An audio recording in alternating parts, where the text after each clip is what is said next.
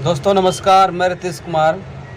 आप सभी को हम अपने इस YouTube चैनल पर स्वागत करते हैं। तो आज हम MTS के जितने भी सारे प्रीवियस हैं उसको सॉल्व करने वाले हैं। इससे बेनिफिट क्या होने वाला है कि अगले आने वाले MTS में मुझे इसी पैटर्न के आधारित पर मुझे देखने को मिलेगा क्वेश्चंस। और दूसरी बात क्या है, जिन लोगों का CVT 1 में होने वाला है NTPC, तो जो CVT 2 देने वाले हैं उन लोगों के लिए भी ये सारे क्वेश्चन फ़ायदेमंद हैं। और ग्रुप D के अंदर भी इसी पैटर्न पे आधारित आपको देखने को मिलेंगे। तो बने रहिए वीडियो के अंत तक और हम MTS के प्रीवियस क्वेश्चन को सॉल्व करते हैं। तो देखिए दोस्तों, पहला क्वेश्चन आप लोग के स्क्रीन पे है।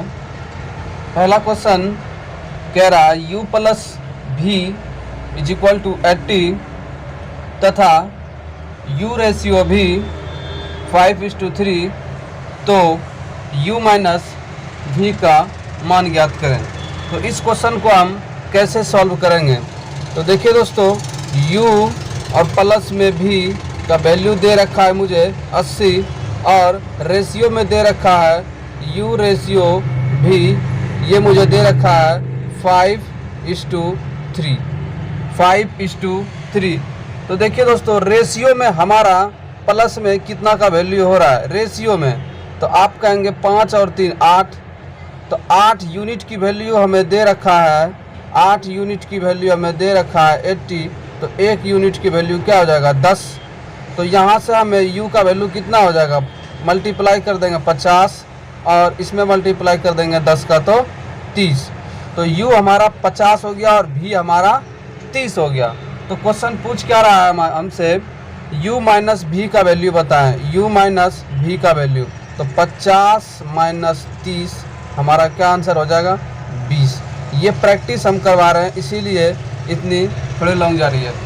देखिए दोस्तों, जब आप एग्ज़ाम में सॉल्व करेंगे तो इन सारे क्वेश्चन को ज़्यादा कोशिश करें मौखिक सॉल्व करने का, क्योंकि बहुत आसान क्वेश्चन है। देखिए U प्लस V दे रखा था हमें 80 और रेशियो में दे रखा था U रेशियो भी 5:3। तो क्या हम कह सकते हैं, जब यहाँ प्लस का वैल्यू एक्चुअल जो वैल्यू दे रखा है हमें 80 दे रखा है, तो हमारा रेशियो में कितना हो रहा है 5 और 3, तो आप कहेंगे 8। तो इसी 8 यूनिट का वैल्यू दे रखा था 80, तो 1 यूनिट का वैल्यू 10। तो 5 से मल्टीप्लाई कर देंगे 5 यूनिट, तो 5 किसका है U का, तो U 50 हो गया और V हमारा 30 हो गया। तो क्वेश्चन पूछ रहा था U माइनस V, तो 50 माइनस 30 कितना हो गया 20। ये हमारा आंसर है। अब अगले क्वेश्चन की ओर हम बढ़ते हैं। अगला क्वेश्चन क्या कह रहा है कि A बराबर 3/4 तथा 9/16 का महत्तम समापवर्तक, जिसको हम शॉर्ट में कहते हैं HCF, हाईएस्ट कॉमन फैक्टर। देखिए दोस्तों, इसका सिर्फ नाम है हाईएस्ट कॉमन फैक्टर, लेकिन हम लेते हैं क्या, बिल्कुल लोवेस्ट। ठीक है। अगला इसमें कह रहा है B बराबर 16/5 तथा 4/25 का लघुत्तम समापवर्तक, यानी LCM, लोएस्ट कॉमन फैक्टर। ठीक है। तो A प्लस B का मान कितना होगा? देखिए दोस्तों, जो A हमें दे रखा था वो 3/4 और तथा 9/16। 9/16 का मुझे क्या निकालना था HCF। तो देखिए, जब भी अंश और हर वाला HCF निकालने को कहे तो उसमें हम क्या करते हैं, ऊपर वाला का HCF और नीचे वाला का LCM हम यहाँ अपने हिंदी भाषा में लिख देते हैं।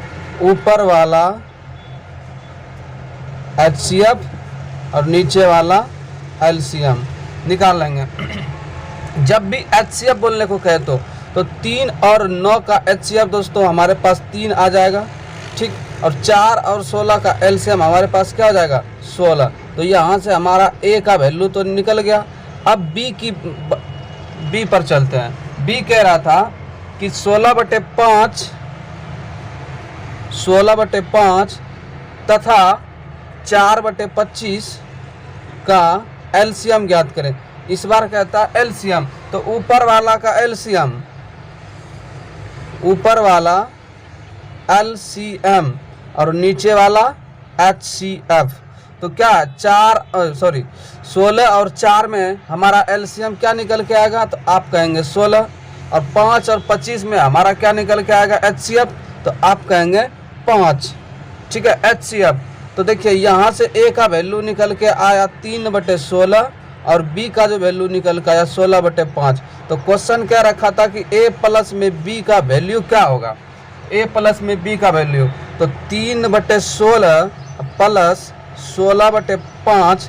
तो इन दोनों का आप एलसीएम लेंगे तो क्या निकल के आएगा, तो आप कहेंगे 80।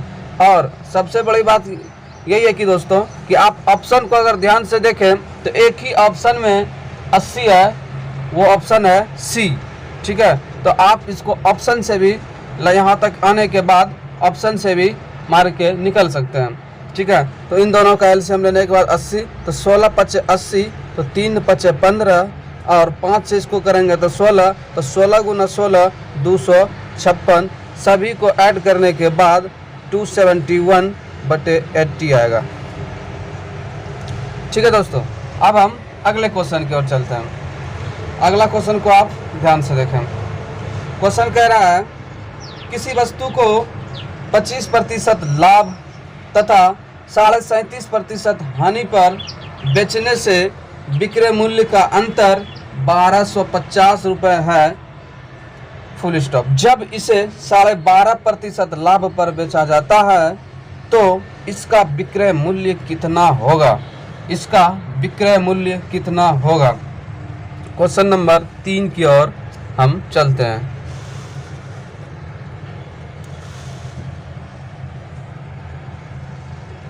तीन की ओर देखिए, कहता है 25% के लाभ पर। सबसे पहले आपको मालूम होना चाहिए कि 25% का वैल्यू क्या होगा।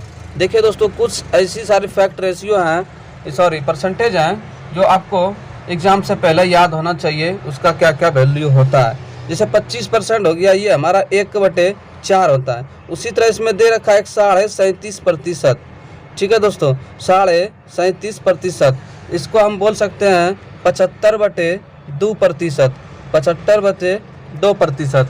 इसको हम किस में बदल लें, हाँ, इसको वास्तविक वैल्यू में इसको बदलें तो आप कहेंगे 75/2 और मल्टीप्लाई 1/100। तो यहाँ से देखें दोस्तों, यहाँ से देखें आप 3 से 25 और ये 4 से 25, तो आप कहेंगे कि 3/8 का वैल्यू आता है। कितना, 37.5% का। ठीक, ये तो हम परसेंटेज को वास्तविक में बदल लें। ठीक है, अब क्या रहा था कि 25% लाभ पर।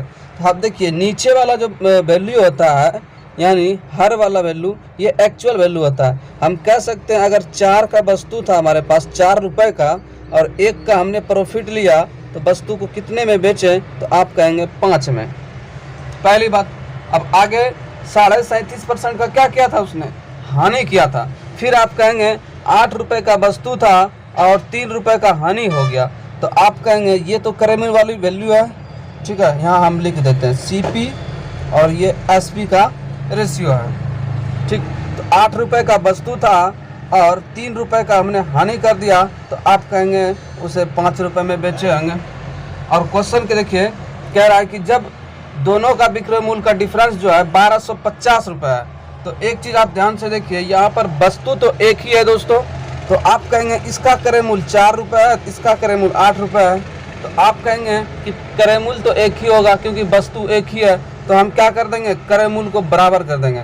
बराबर करने के लिए इसमें हम 2 का मल्टीप्लाई कर दें, तो ये हमारा 8 हो जाएगा। ठीक, और ये हमारा 10 हो जाएगा। 2 का मल्टीप्लाई कर दिए। अब कहेंगे आपकी क्रय मूल्य दोनों बराबर हो गई। तो अब देखिए क्या पता चल रहा है, इसमें SP 10 आ रहा है और इसमें SP 5 आ रहा है। तो इन दोनों का डिफरेंस कितना आ रहा है दोस्तों, तो आप कहेंगे 5। ठीक, और इसी 5 यूनिट का वैल्यू जो एक्चुअल वैल्यू है वह मुझे क्वेश्चन में दे रखा है 1250। क्या दे रखा है, 1250। तो आप कहेंगे यहाँ से 1 यूनिट का वैल्यू कितना हो जाएगा, आप कहेंगे 250। तो क्वेश्चन क्या कह रखा है कि इसको अगर हम 12.5% के लाभ पर बेचा जाता तो इसका विक्रय मूल्य क्या होता। तो पहले हम करेमूल पे चले आते हैं। तो करेमूल का रेशियो क्या है दोस्तों, आप कहेंगे 8, तो 8 यूनिट का वैल्यू क्या हो जाएगा 250 मल्टीप्लाई 8, ये हमारा CP निकल के आएगा। अच्छा, और इसी में कहता है कि 12.5% का क्या ले रहा है, लाभ लेना है, तब विक्रय मूल्य क्या होगा। तो आप कहेंगे क्रय मूल्य तो मुझे मालूम हो गया, ठीक, और कितना 12.5%। फिर देखिए दोस्तों, आपको 12.5% का ये तो एक्चुअल वैल्यू मालूम होना पड़ेगा, नहीं तो आप इसे इस तरह से भी कर सकते हैं 112.5 बटे में 100। आप यहाँ से दशमलव उड़ाएं, 1 0 और नीचे आ जाएगा, ठीक है। आप इसको सॉल्व करें, ठीक है, 1 0 1 0, 25 से कम 25, 25 चौका 100, ठीक है दोस्तों। 4 एकम 4 है, 4 दूनी 8, जब इसमें 2 का मल्टीप्लाई करेंगे तो पूरा काट पीट के कितना आंसर आ जाएगा, आप कहेंगे 2250 रुपये, ये हमारा विक्रय मूल्य आएगा। देखिए दोस्तों, एग्जाम में इसको किस तरह सॉल्व करेंगे। सबसे पहले आपको ये परसेंटेज वाली वैल्यू मालूम होनी चाहिए। हमेशा हम कहेंगे 5-6 ऐसे वैल्यू हैं, 25% हो गए, 20% हो गए, 37.5% हो गए, और ये 12.5 हो गए, और बहुत सारी ऐसी वैल्यू है जो उनको आपको याद कर लेनी है, ठीक है। अच्छा, अगला हम क्वेश्चन नंबर 4 की ओर।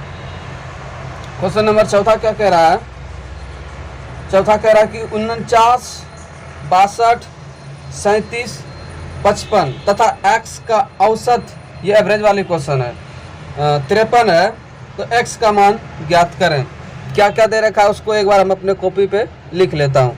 49, 62, 37, 55 तथा x का जो एवरेज दे रखा है वो मुझे दे रखा है 53, तो x का वैल्यू ज्ञात करें। देखिए दोस्तों, x तो इसी रो में है, तो हम क्या कर लेंगे, सबको ऐड कर लेंगे, क्योंकि एवरेज का फंडा क्या होता है,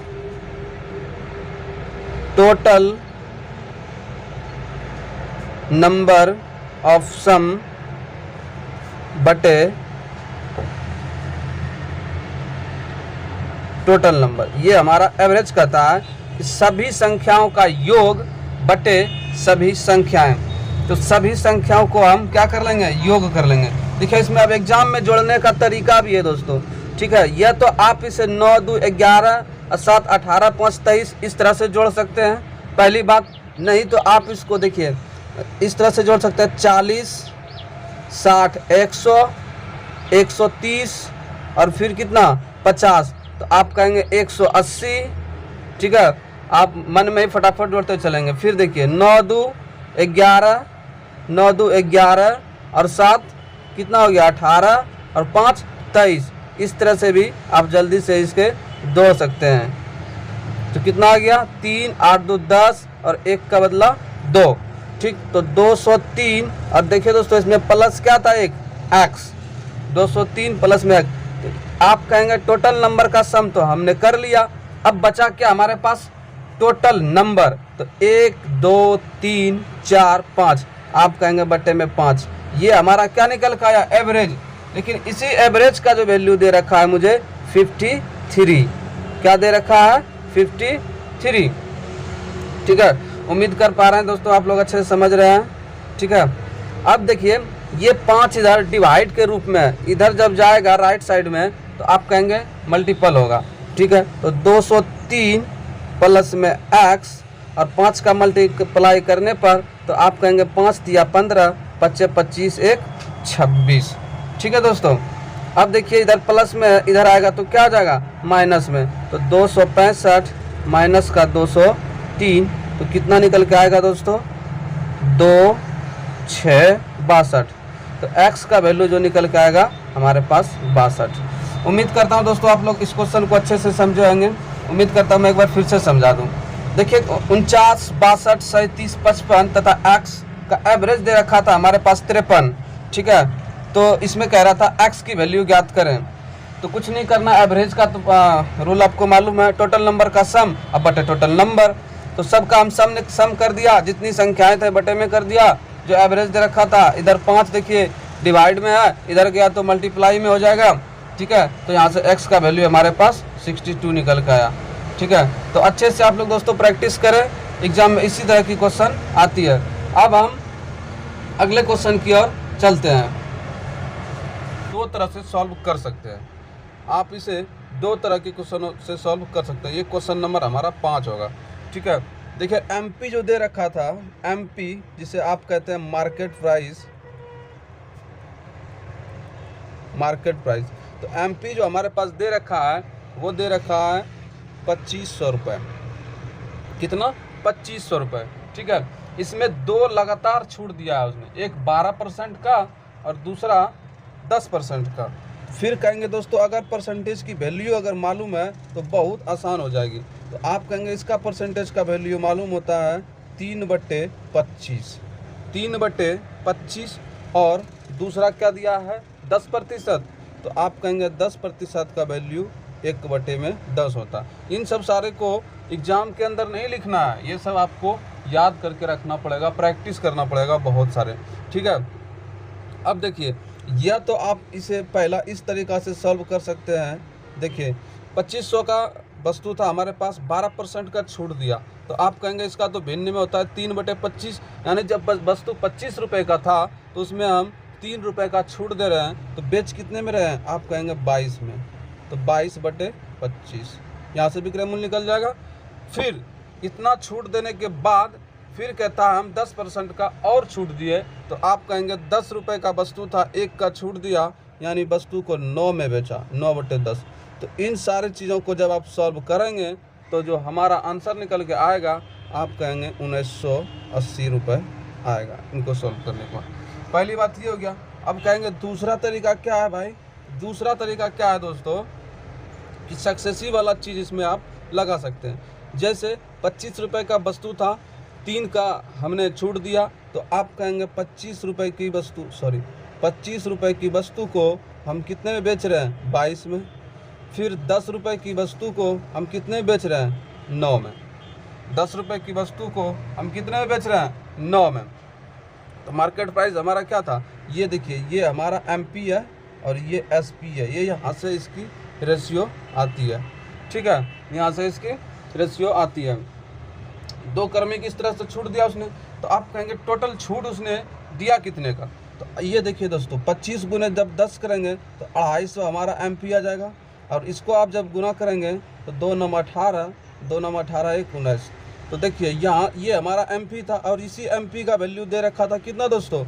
आप कहेंगे 2500 दे रखा था। ठीक, देखिए इसका कितना गुना है? 10 गुना। इसमें भी आप क्या कर दें? 10 गुना, तो हमारा 1980 आंसर निकल के आएगा। ठीक है, अब हम क्वेश्चन नंबर 6 की ओर चलते हैं। नेक्स्ट क्वेश्चन क्या कह रहा है आप उसे ध्यान से देखें। क्वेश्चन 6 देखिए क्या कह रहा है कि महेश का वेतन सुमित के वेतन से 12,000 रुपये अधिक है। यदि महेश तथा सुमित के वेतन का अनुपात 4:7 है तो सुमित का वेतन क्या होगा? देखिए रेशियो में क्या दे रखा है दोस्तों? महेश और सुमित। महेश को हमने एम से सूचित कर दिया और सुमित को एस से। इन दोनों का जो रेशियो में था, 7:4 में है। ठीक है, 7:4 में है। और क्वेश्चन पहले ही कह रखा है कि महेश का जो वेतन है सुमित के वेतन से 12,000 रुपये अधिक है। ये महेश का जो वेतन है, महेश ये रहा, सुमित के वेतन से 12,000 रुपये अधिक है। तो आप कहेंगे दोस्तों कि रेशियो में कितना अधिक है? रेशियो में कितना अधिक है? तो आप कहेंगे 3 यूनिट रेशियो में अधिक है। और वास्तविक में कितना अधिक है? तो आप कहेंगे 12,000 अधिक है। आप कहेंगे 12,000 अधिक है। ठीक है दोस्तों। अच्छा, पूछ क्या रखा है? तो सुमित का वेतन क्या हो जाएगा? सुमित का एस का वैल्यू, तो 1 यूनिट का वैल्यू हो जाएगा 4,000। तो 4 यूनिट का वैल्यू निकालना। 4 किसका है? सुमित का, सुमित का। तो आप कहेंगे 4 गुना 4 कर देंगे तो 16,000 सुमित का निकल के आएगा। अब हम उम्मीद करता हूँ इस क्वेश्चन को भी आप अच्छे से समझ पाए होंगे। देखिए क्या रखा था? महेश और सुमित का रेशियो दे रखा है 7:4, और महेश का जो वेतन था वो 12,000 रुपये अधिक था सुमित के वेतन से। तो हम बोले रेशियो में कितना अधिक है? तो आप कहें 3, तो इसी 3 यूनिट का वैल्यू दे रखा था 12,000, तो 1 यूनिट का वैल्यू 4,000। तो यहाँ पे सुमित का निकालना था, तो सुमित का रेशियो कितना था 4, तो 4 यूनिट का वैल्यू कितना निकल के आएगा 16,000। ठीक है दोस्तों, अब एक नेक्स्ट में बोर्ड मास की क्वेश्चन है। नेक्स्ट क्वेश्चन की ओर चलते हैं। क्या कह रहा है,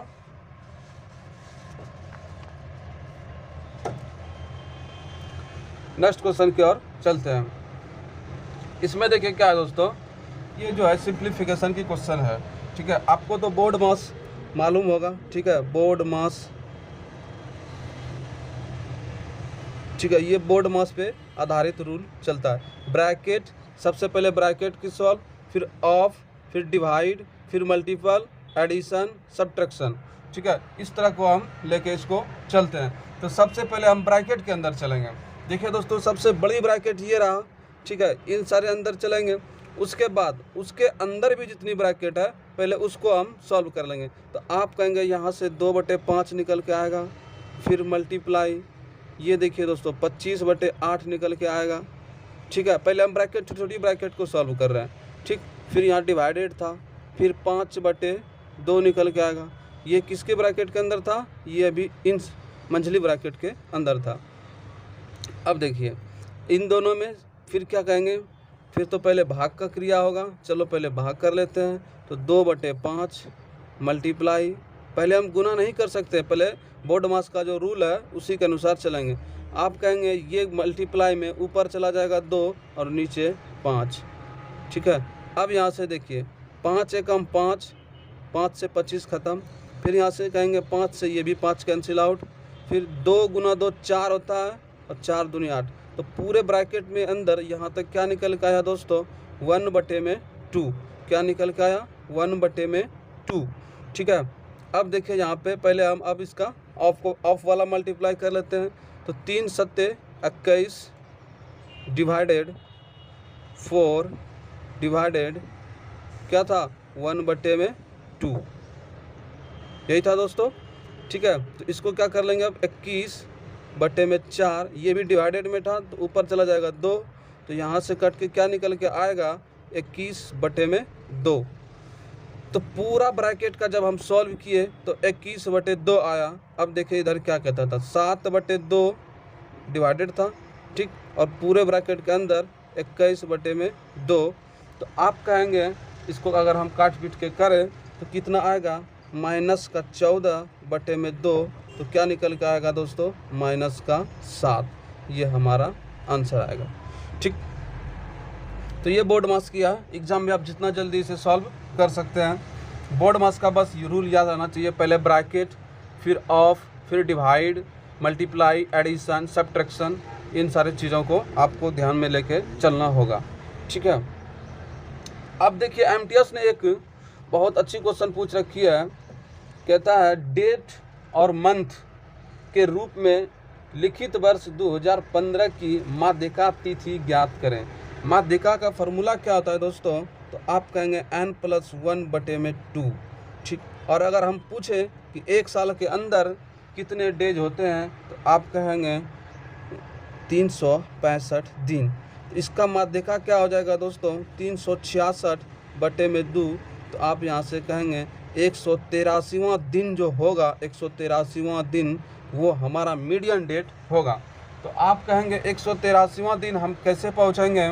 तो देखिए दोस्तों जनवरी, फरवरी, मार्च, अप्रैल, मई, जून, जुलाई। देखिए जनवरी के अंदर आप कहेंगे 31 दिन प्लस फरवरी के अंदर 28 दिन, फिर 31 दिन, फिर 30 दिन।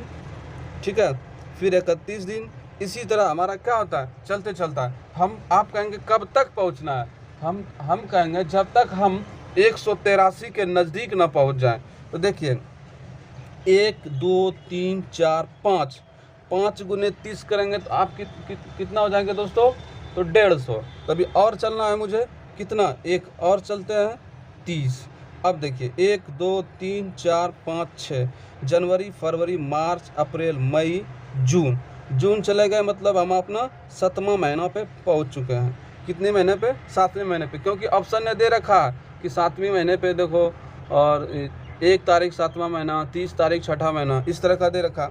अब देखिए हम कितने दिन तक पहुँचे, तो आप कहेंगे देखिए 1 2 3 4 5 6, तो 6 तिया 18, 180, ठीक।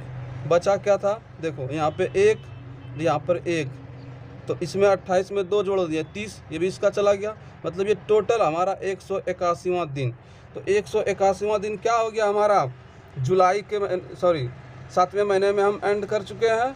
तो देखिए 182वां दिन हमारा क्या हो जाएगा, 1 तारीख, 182वां दिन हमारा 1 तारीख हो जाएगा। हमको 183वां दिन चलना है, तो 183वां दिन हमारा क्या हो जाएगा, 2 तारीख 7वां महीना, जो हमारा आपका आंसर होगा 2 तारीख 7वां महीना।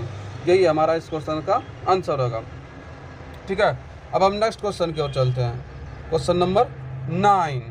क्वेश्चन नंबर 9 देखिए बहुत इजी है दोस्तों। कहता है एक कार 6 मिनट में 300 मीटर की दूरी तय कर सकती है, उसकी औसत गति क्या होगी।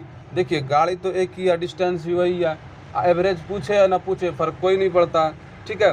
तो औसत चाल बराबर क्या होता है दोस्तों, स्पीड। तो आप कहेंगे डिस्टेंस अपॉन में टाइम, डिस्टेंस अपॉन में टाइम। तो देखिए दोस्तों इसमें क्या दे रखा है, डिस्टेंस कितना दे रखा है, आप कहेंगे 300 मीटर, 300 मीटर डिस्टेंस हो गया। और टाइम क्या दे रखा है दोस्तों, टाइम दे रखा है 6 मिनट। और पूछ क्या रहा है कि इसको जो आपको ज्ञात करना होगा वो किलोमीटर प्रति घंटा में। ये देखिए 300 मीटर है, इसको किलोमीटर में बदलने के लिए 1000 से हम क्या कर देंगे, भाग कर देंगे। और ये 6 किस में है हमारा, 6 हमारा मिनट में है, तो घंटे में बदलने के लिए 60 से डिवाइड कर देंगे, तो 60 हमारा कहाँ चला आएगा, इसके ऊपर। तो आप कहेंगे 2 0 1 3 0, 3 0 यहाँ से ख़त्म, 6 से 6 ख़त्म, तो आप कहेंगे इसका जो होगा 3 किलोमीटर पर आवर हमारा क्या होगा दोस्तों, आंसर, ठीक है। अब हम नेक्स्ट क्वेश्चन की ओर चलते। नेक्स्ट क्वेश्चन क्या कह रहा है दोस्तों, आप उसे ध्यान से पढ़ें। एक व्यक्ति अपने वेतन का 10% भोजन पर खर्च करता है। देखिए कोई भी व्यक्ति अपने आप में 100% कमाता है, ठीक है। हमने मान लिया कि उसने 100 रुपये ही कमाता है, ठीक है। हमने उसका वेतन को मान लिया 100 रुपये, सॉरी दिख नहीं रहा, हमने उसने वेतन को 100 रुपये मान लिया। अब उसका 10% जो है भोजन पे खर्च करता है, तो आप कहेंगे 100 का 10% 10 होता है, ये किस पर करता है, भोजन पे खर्च करता है। 10 रुपये भोजन पे हो गया, उसके बाद वह शेष भाग का 20%। अब 10 रुपये जब खर्च कर लिया तो बचा कितना, तो आप कहेंगे 90, और इस 90 का 20% यानी 1/5 जो है किस पे करता है, वो 20% ईंधन पे खर्च करता है। तो आप कहेंगे 18 रुपये, 18 रुपये फ्यूल के ऊपर खर्च कर रहा है, फ्यूल के ऊपर। तो टोटल खर्च कितना कर दिया उसने, 28 रुपये। कितना टोटल, 28 रुपये। अब कह रहा है यदि उसके पास 4680 रुपये शेष है, तो हमने 100 रुपये कमाया था और 28 रुपये खर्च कर दिया, तो आप कहेंगे शेष कितना होगा हमारे पास, तो आप कहेंगे 2 और ये 7, 72 रुपये। कितना दोस्तों, 72 रुपये। तो इसी 72 यूनिट का वैल्यू दे रखा है 4600 कितना 80 है, 4680 रुपये। तो उसका वेतन क्या है, तो 100 का निकाल लेंगे, क्योंकि हमने 100 मान रखा था। 4680 बटे में 72 मल्टीप्लाई में 100। आप इसे काट पीट कर सकते हैं, 18 से और ये 25 से, फिर देखिए 18 दूनी 36, आप कहेंगे 10, फिर 6, यानी इतना। इन दोनों को जब मल्टीप्लाई करेंगे, देखिए दोस्तों 26 गुना 25 मल्टीप्लाई करने का तरीका भी है, ठीक है। आप 25 का स्क्वायर कर दें तो आप कहेंगे 625, और 25 से 26 पहुंचने के लिए एक 25 को और चाहिए था, तो 25 इसमें ऐड कर देंगे, तो आप कहेंगे 650। 650 पे 1 0 पहले से बाकी था, तो आप कहेंगे 6500। तो उनका जो वेतन था क्या था दोस्तों, 6500, 6500। नेक्स्ट क्वेश्चन की ओर चलते हैं। शांत जल में एक नाव की गति 8 किलोमीटर पर आवर है। यदि धारा की गति 2 किलोमीटर पर आवर है, तो धारा के प्रतिकूल जाते हुए 2 घंटे में नाव कितनी दूरी तय कर लेगी। इसमें डिस्टेंस पूछ रखी है कि डिस्टेंस क्या होगी। ठीक है, चलिए दोस्तों आगे क्वेश्चन की ओर हम चलते हैं। तो इसमें शांत जल में नाव की चाल, हम क्या कर लेते हैं, शांत जल में नाव की जो चाल है वो x रख लेते हैं। ठीक है, तो x का वैल्यू जो दे रखा है 8 किलोमीटर पर आवर दे रखा है। ठीक, उसी तरह हम धारा की चाल को फाइंड कर लेते हैं, क्या है 2 kilometre per hour, 2 kilometre per hour. और प्रतिकूल यानी अपोजिट साइड चलता है, यानी धारा जब नाव इधर से चल रही है, नाव जब इधर से चल रही है तो वो करंट यानी धारा इधर से चल रही है। आप देखिए दोस्तों, अगर आप धारा के साथ में चलेंगे तो बहुत स्पीड से चलेंगे, क्योंकि उसमें क्या होता है ना कि दोनों की स्पीड जुट जाती है। अब क्या कर रही है, ये अपोजिट यानी विरोध कर रही है, तो क्या यहाँ पे क्या हो जाएगा, माइनस हो जाएगा। ठीक है, अच्छा डिस्टेंस दे रखा है, नहीं दे रखा है। 2 घंटे में नाव कितनी दूरी तय कर लेगी, अच्छा डिस्टेंस ही तो पूछ रहा है, तो आप कहेंगे दूरी बराबर होता है चाल इंटू का समय, चाल इंटू का समय। तो आप कहेंगे चाल तो यहाँ पे घट रहा है 6 और समय दे रहा है 2 घंटों में, तो आप कहेंगे हम कितना दूरी कवर करेंगे, 12 किलोमीटर। अब हम अगले क्वेश्चन की ओर चलते हैं। अगला क्वेश्चन, एक समचतुर्भुज की परिमाप 20 सेंटीमीटर है, इसके एक विकर्ण की लंबाई 6 सेंटीमीटर है, दूसरे विकर्ण की लंबाई कितनी है, दूसरे विकर्ण की लंबाई कितनी है। चलिए इस पे चलते हैं, समचतुर्भुज पे। समचतुर्भुज का फंडा क्या होता है दोस्तों, ये पहले आप मालूम कर लें। पहली बात तो इन दोनों का जब भी विकर्ण एक दूसरे को प्रतिच्छेद करती है तो ये 90 पे बनाता है, किस पे, 90 पे। A B C D, हमने इसको नाम दे दिए A B C D। इसमें क्या दे रखा था, परिमाप दे रखा था 20 सेंटीमीटर। समचतुर्भुज यानी चारों भुजाएं क्या होता है दोस्तों, बराबर होते हैं, तो परिमाप क्या हो जाएगा इसका 4A, और इसी 4A का यूनिट कितना दे रखा है 20, तो आप कहेंगे यहाँ से A का जो वैल्यू दिया होगा वो 5, यानी ये भी 5 है, ये भी 5 है, ये भी 5 है, ये भी 5 है। अब देखिए 90 डिग्री के सामने 5 है, किसी को ट्रिपलेट अगर मालूम है तो वो बहुत ही ईजिली तरीक़ा से इसे कर सकता है। उसके बाद दूसरी बात इसमें क्या है, विकर्ण भी 50-50 में बढ़ जाता है। ठीक है, जैसे इसमें एक विकर्ण की लंबाई 6 दिया है, तो यहाँ से एक विकर्ण कितना होगा 3, इनका एक भुजा 3 होगा इस त्रिभुज का। तो आप कहेंगे 90 डिग्री वाला यानी पाइथागोरस प्रमेय से कर्ण का स्क्वायर बराबर जो फार्मूला होता है लंब का स्क्वायर प्लस आधार का स्क्वायर, वहाँ से ज्ञात कर सकते हैं। अगर किसी को मालूम है ट्रिपलेट की 3, 4, 5 होता है, तो यहाँ से ये भुजा हमें 4 मिल जाएगी। जब ये 4 मिल जाएगी तो ये भी 4 हो जाएगी। और इसने क्या पूछता है, दूसरा विकर्ण, हाँ दूसरे विकर्ण की लंबाई, तो आप कहेंगे 4 प्लस में 4, तो दूसरे विकर्ण की लंबाई 8 निकल के आएगी। अब हम नेक्स्ट की ओर चलते हैं। कोई व्यक्ति 2 वर्षों के लिए 500 रुपये, 5 वर्षों के लिए 600 रुपये तथा 6 वर्षों के लिए 1000 रुपये सभी को साधारण ब्याज की समान दर पर जमा करता है। यदि वह कुल 1000 रुपये का साधारण ब्याज प्राप्त करता है तो प्रति ब्याज की दर कितनी है, रेट पूछ रखा है दोस्तों। क्या पूछ रखा है, रेट पूछ रखा है, कुछ नहीं है। सिंपल ब्याज, सिंपल इंटरेस्ट में क्या होता है फार्मूला, PRT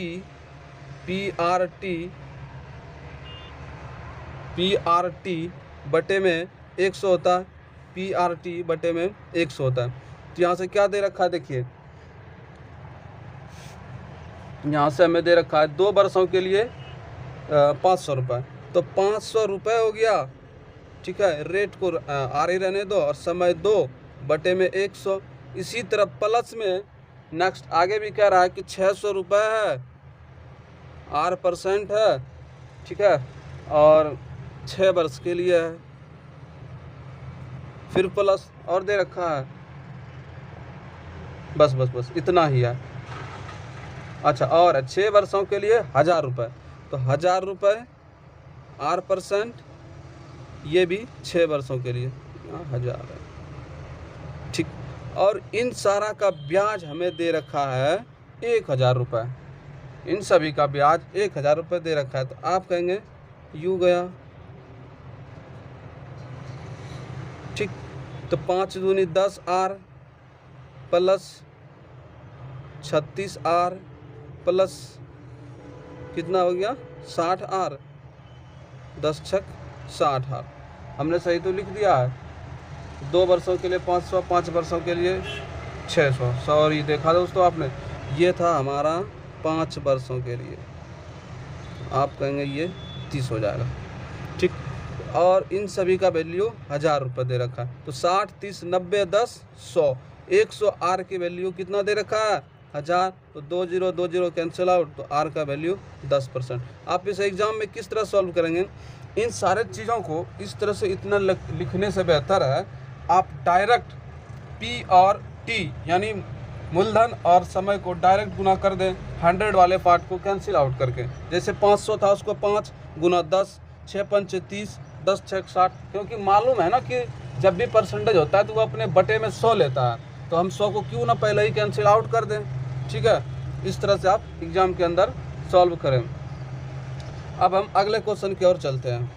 अगला क्वेश्चन कह रहा है 8 सोने के सिक्कों का औसत भार 20 ग्राम प्रति सिक्का है। तो 8 जो है सोना, इसका एवरेज जो दे रखा है ना वो 20 ग्राम दे रखा है। ठीक। उसके बाद चांदी के 12 सिक्का यानी जो सिल्वर वाला है वो 12 सिक्के का जो एवरेज दे रखा है 35 ग्राम दे रखा है।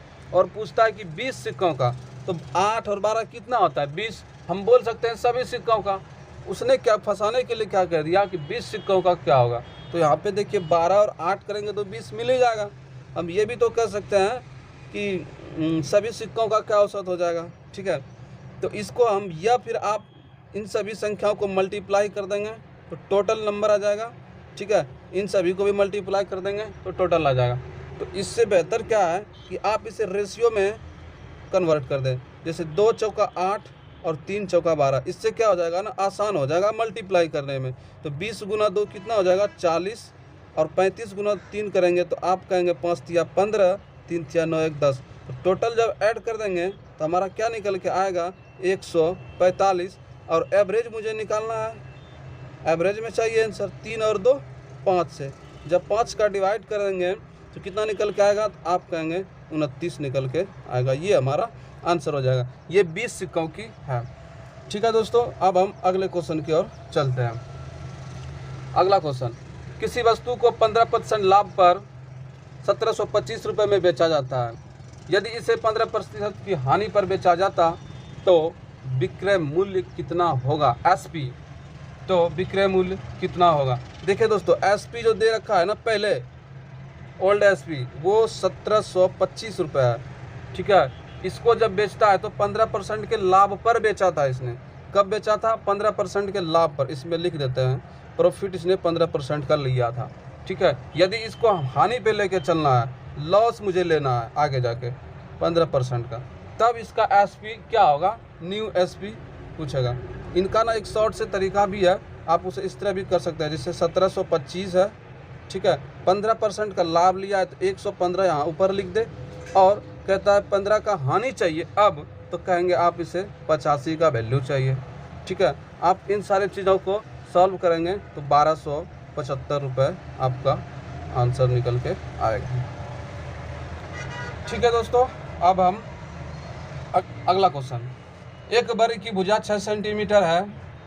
वर्ग के अंदर बनने वाले सबसे बड़े वृत्त का क्षेत्रफल क्या होगा। सबसे बड़े वृत्त का क्षेत्रफल क्या होगा। वर्ग के अंदर ना एक वृत्त बन रहा है दोस्तों।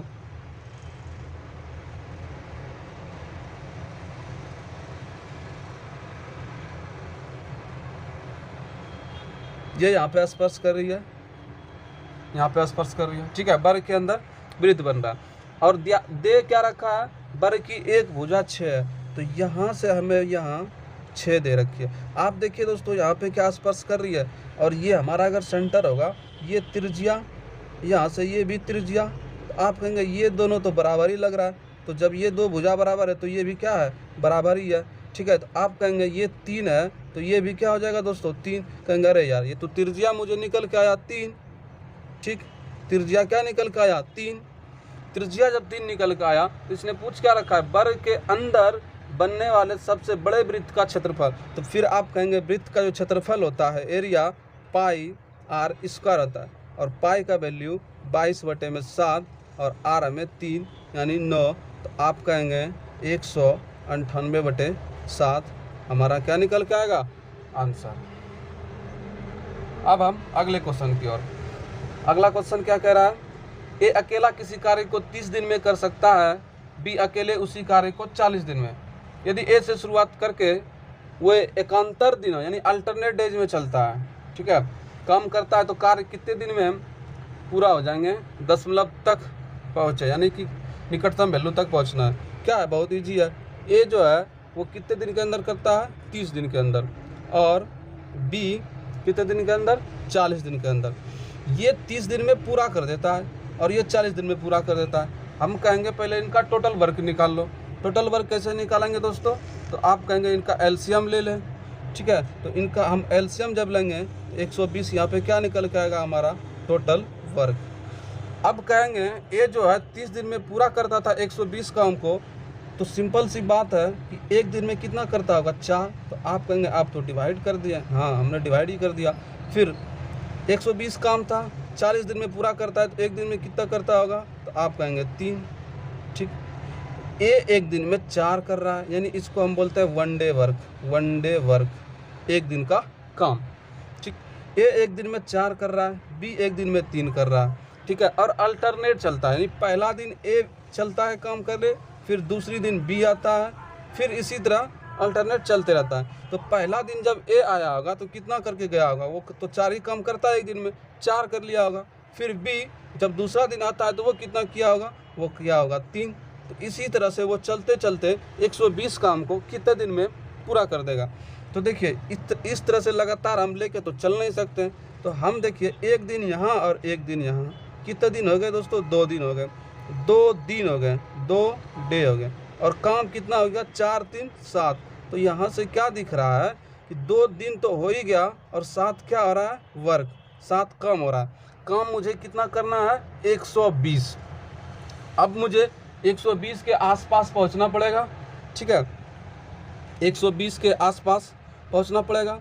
आप कहेंगे अगर इसको हम 17 से मल्टीप्लाई कर दें तो 119 काम तक हम पहुँच सकते हैं, क्योंकि 17 गुना 7 कितना होता है, 119 काम। उसी तरह यहाँ पे हम 17 कर दें, उसी तरह यहाँ पे हम 17 कर दें, इधर जब 17 का मल्टीप्लाई किए इधर भी 17। आप कहेंगे 34 डे तक तो हम पहुँच चुके हैं, यानी 34 डे के दिन हमें 119 काम तक पहुँच चुके हैं।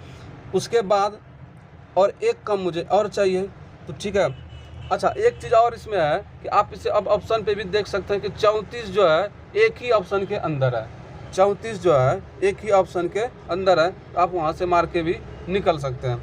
नहीं तो आप इनसे देख सकते हैं कि 34वां दिन कौन क्या होगा, ये विषम दिन है, ये है, उसी तरह एक काम और करना पड़ेगा इसको, 1/3 मल्टीप्लाई कर देंगे तो इसमें 34.25 आंसर निकल के आएगा, ठीक है। तो आप इसे ऑप्शन पे भी देख सकते हैं कि 34 दिन तक 119 काम पहुंचा, और 34 एक ही ऑप्शन में, वहाँ से भी मार के निकल सकते हैं, ठीक है। अब हम अगले क्वेश्चन की ओर चलते हैं। हाँ, अगला क्वेश्चन क्या कह रहा है, यदि कोई चक्रवृद्धि ब्याज CI की समान दर से 2 वर्ष बाद कितना हो रखा है, 4,000 रुपये, तथा 4 वर्ष बाद 6,000 रुपये हो जाती है, तो राशि कितनी होगी, तो राशि कितनी होगी। बात 4,000 रुपये, देखिए ये यहाँ पे हमारा P है, प्रिंसिपल, और जब 2 साल समय बीतता है, 2 ईयर्स, तो हमारा 4,000 हो जाता है, 4,000। और यही धन कितने वर्षों बाद अब 6,000 हो जाता है, 4 वर्षों बाद, फिर से 2 ईयर्स बाद यानी 4 वर्ष बाद ये हमारा 6,000 हो जाता है। तो इसमें क्या कर लेंगे, सबसे पहले रेट मालूम कर लेंगे, तो कितना इंक्रीज हो रहा है, तो आप कहेंगे 2,000 इंक्रीज हो रहा है, तो कितने के ऊपर, आप कहेंगे 4,000 के ऊपर। तो मल्टीप्लाई कर देंगे यहाँ से, तो कितना निकल के आएगा, 50%, जो कि वैल्यू होता है 1/2। आप कहेंगे ये हमारा प्रिंसिपल होता है और ये हमारा इंटरेस्ट होता है। तो 2 रुपये लगाया, 1 का इंटरेस्ट आया, मतलब 3 क्या हुआ हमारा, अमाउंट हो गया मिश्र धन, 3 क्या हुआ हमारा अमाउंट मिश्र धन। तो मतलब यहाँ से क्या था, 3/2 का मल्टीप्लाई था, 3/2 का मल्टीप्लाई था। जब इसमें हम 3/2 का मल्टीप्लाई किए तो 2 साल बाद चलेगा। तो इसी तरह इसमें हम 2/3 का मल्टीप्लाई कर देंगे तो क्या 2 साल पहले नहीं चले आएंगे? तो यही मुझे प्रिंसिपल चाहिए था। तो आप कहेंगे 4000 तो था ही 2 साल के बाद। इसमें अगर हम 2/3 का मल्टीप्लाई कर देंगे तो हमारा क्या निकल के आ जाएगा? प्रिंसिपल। तो यहाँ से आपका प्रिंसिपल निकल के जो आएगा वो आएगा मल्टीप्लाई करने के बाद 266.6। इसी तरह से आपका निकल के आएगा। ठीक है दोस्तों, ये हमारा आंसर हो जाएगा। ठीक, अब हम नेक्स्ट क्वेश्चन की ओर चलते हैं। ठीक है, इन क्वेश्चन को उम्मीद करता हूँ आप लोग समझे होंगे। देखिए, प्रिंसिपल जो है दिया नहीं था, वो कह रहा था 2 साल के बाद 4000 हो जाता है, फिर से 2 साल के बाद 4 साल के बाद जो है वही पैसा 6000 रुपये जाता है। हम कह रहे हैं इन दोनों के बीच तो 2 ईयर्स का गैप है और पैसे में कितने का इंक्रीज हो रहा है? तो 2000 रुपये का। तो कितने के ऊपर? 4000 के ऊपर। तो यहाँ से रेट जो निकल के आया वो 50% रेट निकल के आया। तो हम कहते हैं कोई भी धन जो है रेट के ऊपर ही बढ़ता है। तो 2 रुपये था, एक इंटरेस्ट मिला, 3 हो गया। यानी यहाँ से क्या था? इसका 3/2 का मल्टीप्लाई था। देखो ना आप इस तरह से करके, 2 दूनी 4, यहाँ 2 और 2 गुना 3 6। तो 3/2 जब करते हैं तो आगे की ओर चलते हैं। इसी तरह हम 2/3 यानी उल्टा इन्वर्स कर देंगे तो हम पीछे की ओर निकल जाएगा आंसर हमारा। ठीक, अब हम अगले क्वेश्चन की ओर चलते हैं। फिर देखिए दोस्तों, अगला क्वेश्चन आ गई सिंप्लीफिकेशन की। 3/4 का ब्रैकेट 1/3 डिवाइडेड 1/2, ठीक, प्लस 2 माइनस 2/5 गुने में 3/2 प्लस का 2/3 का मान। सबसे पहले ब्रैकेट के अंदर सॉल्व कर लेते हैं। ठीक, तो 3/4 का, अब देखिए ये 2 ऊपर चला जाएगा। ठीक है, तो ये 2/3 हो जाएगा। अब ब्रैकेट क्यों डाल दिए, चलो कोई बात नहीं। प्लस 5 दूनी 10, 10 में 2 गया 8। आप कहेंगे ये कितना हो जाएगा? 8/5 मल्टीप्लाई 3/2 प्लस 2/3।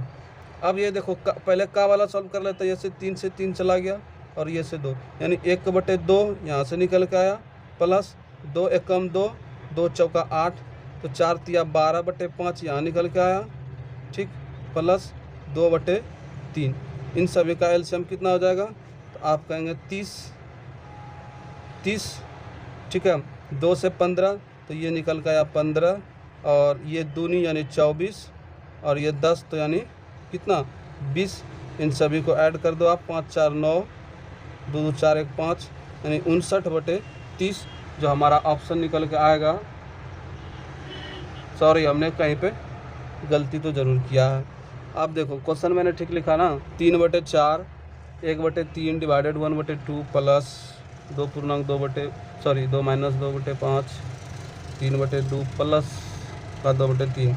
पहले ब्रैकेट के अंदर ये 2 ऊपर चला जाएगा, 2/3 प्लस 2 पंचे 10 माइनस 2 8/5 मल्टीप्लाई 3/2 प्लस का ये, फिर हम का वाला 2 गुना 2 4, 3 खत्म 1/2 प्लस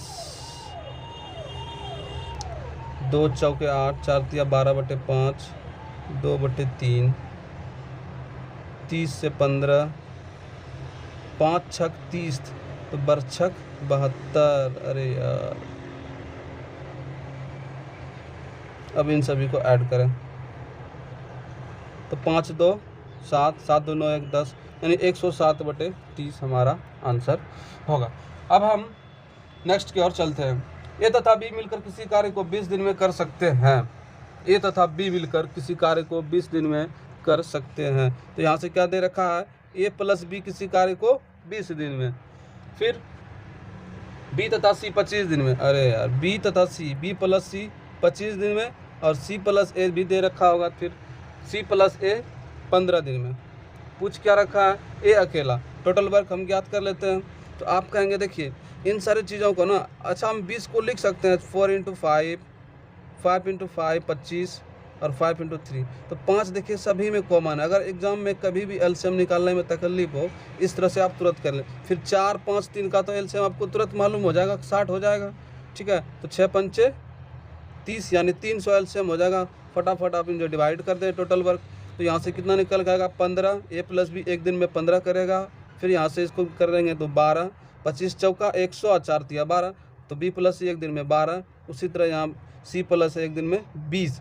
अच्छा, इन सभी को जब हम ऐड कर देंगे तो यहाँ से ए प्लस बी प्लस सी क्या आपको दो बार दिख रहा है, ए 2 बार, बी भी 2 बार, सी भी 2 बार, यहाँ से 2 कॉमन हो जाता है, 2 कॉमन कर लिया। इन सभी को ऐड करने के बाद कितना हो जाएगा 47, 5 2 7 2 4 27, ठीक। तो यहाँ से ए प्लस बी प्लस सी का वैल्यू जो निकल के आया 47/2। ये एक दिन का काम आया, किसका, तीनों का। पूछता क्या है दोस्तों, ए का, ए अकेला उस कार्य में ए का पूछता है, ए का। तो क्या कर देंगे हम, बी प्लस सी माइनस कर देंगे, तो बी प्लस सी कितना है, एक दिन का काम। देखिए यहाँ पे एक दिन का काम है, तो इसका भी एक ही दिन का काम करेंगे ना, माइनस 12 है। तो आप कहेंगे ए बराबर जो होगा, पहले एक दिन का काम निकाल रहे हैं, 47/2 माइनस में 12 करने के बाद तो 47/2 और 12 दूनी 24, 12 दूनी 24। तो यहाँ से कहेंगे कि 7 में 4 गया 3 और 4 में 2 गया 2, यानी 23/2 जो निकल के आता है, एक दिन का काम निकल के आता है, किसका, ए का। और करना है मुझे किसका, अच्छा सॉरी, पूरे काम को करना है ना। तो देखिए पूरे काम को करने के लिए 300 बटे में 23/2, तो यहाँ से क्या हो जाएगा 600/23, ये हमारा आंसर हो जाएगा। ठीक है दोस्तों, अब हम अगले क्वेश्चन की ओर बढ़ते हैं। नेक्स्ट क्वेश्चन क्या कह रहा है हमारा, आप उस पर चलें।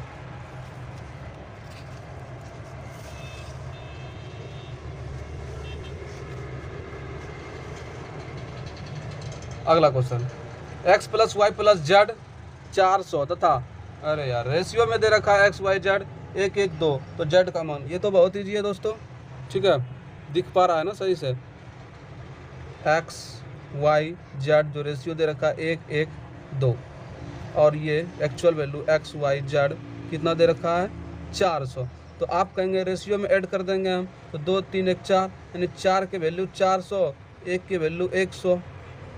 पूछता क्या है, जेड का, यानी जेड यानी 2 यूनिट की वैल्यू है, 2 यूनिट की वैल्यू 200, ये हमारा आंसर हो जाएगा। ठीक है, आप लोग इसे बहुत इजी क्वेश्चन में ले सकते हैं, एग्जाम में तो इसे आप मौखिक ही सॉल्व कर सकते हैं। ठीक है, अब हम सॉरी आज के लिए अब इतना ही हमने कर पाया। अब हम नेक्स्ट डेज करेंगे। तो उम्मीद करता हूँ आप लोग इस वीडियो के अंदर बहुत अच्छे से समझ पाए होंगे। अगर वीडियो अच्छी लगे तो अपने दोस्तों के बीच शेयर करें। ये MTS की ये प्रीवियस क्वेश्चन थी, मैं डेट बता दे रहा हूँ किस डेट के अंदर था ये क्वेश्चन। ये 2 अगस्त 2019 के सेकंड वाले की क्वेश्चन थी। ठीक है दोस्तों, तो उम्मीद करता हूँ आप इसे अच्छे से समझ पाए होंगे। लास्ट तक बने रहने के लिए धन्यवाद, और इस वीडियो के लाइक करें, शेयर करें, और अगर आप इस चैनल पर नए हैं तो सब्सक्राइब भी ज़रूर करें। धन्यवाद।